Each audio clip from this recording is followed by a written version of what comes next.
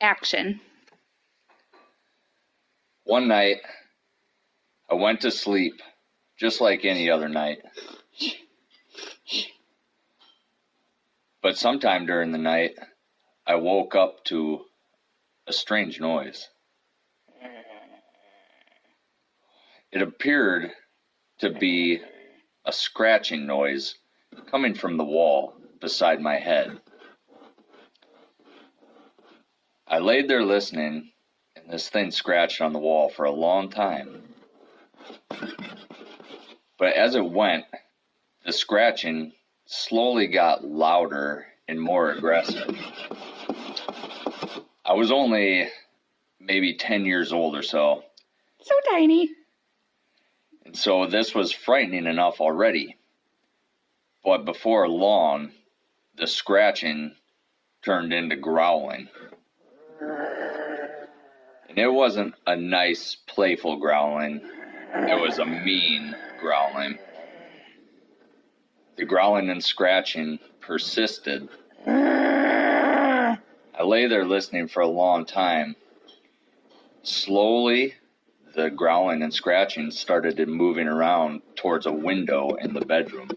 I was starting to get frightened now because I thought there was an animal outside the room. So scary. If it was going towards a window, it might get in.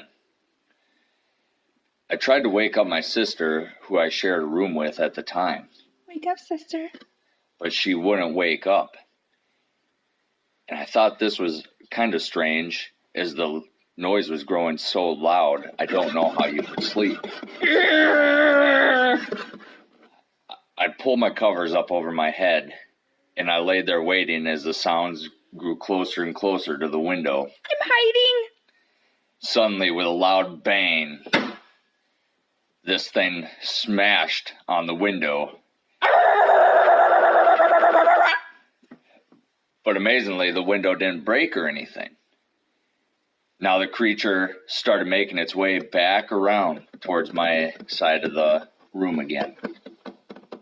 The growling and scratching persisted as it made its way towards the wall outside of where my bed was at. It reached back around to where it had started, and then something really odd happened. Footsteps, like a running child or an animal, running up the wall and across the ceiling.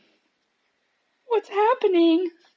Now this was getting really scary as the thing started running back and forth across the ceiling or across the roof and down the walls, and constantly clawing and growling. Now by this time, I couldn't handle it anymore. I had my head underneath my pillow. Mama! I wanted to run out of the room so bad, but I was so scared that I couldn't move. This went on for quite some time, and then finally, what seemed like an eternity later, the noise slowly died down and quit. I couldn't understand what was going on, and it took a long time for me to tell anybody. So confused. But several years later, as some of my family and I were recounting spooky stories that we'd encountered along the way, Campfire stories. I was telling my older sister about this story, and as I told the story, her face started turning from a slightly entertained look to a kind of more serious tone. Boing! Bulgy eyes. Her eyes got wide, and that's when she told me something.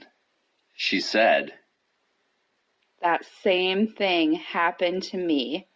What? When I was about that same age in that same room with my bed in that same position, I had the exact same experience with that ghost dog. So scary. I could not believe when he told me this story, and I had never told them because I didn't want to scare my brother and sister. And so to sit there and hear that he had the exact same experience from beginning to end. What? I almost fell right off my campfire log.